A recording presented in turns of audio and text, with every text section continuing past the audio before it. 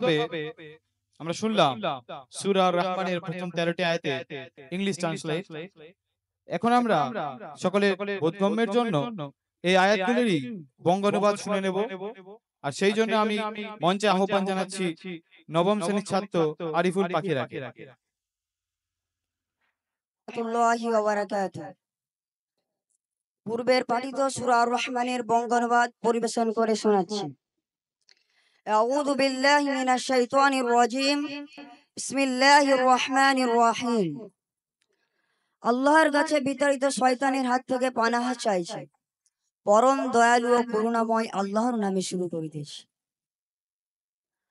পরম দয়ালু, তিনি কুরআন শিক্ষা দিয়েছেন, তিনি মানুষ সৃষ্টি করেছেন, তাকে ভাষার শিক্ষা দিয়েছেন।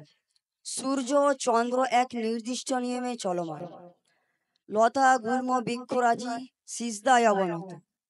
তিনি আকাশকে সৃষ্টি করেছেন সমুন্নত এবং স্থাপন করেছেন তুলাদণ্ড, যাতে তোমরা ওজনে অন্যায় করো না, সুবিচার সহ ওজন করো এবং ওজনে কমতি করো না।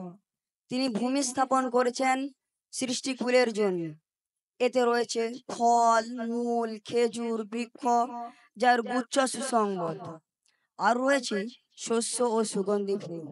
অতএব তোমরা তোমাদের প্রতিপালকের কোন কোন নিয়ামত অস্বীকার কর। আসসালামু আলাইকুম।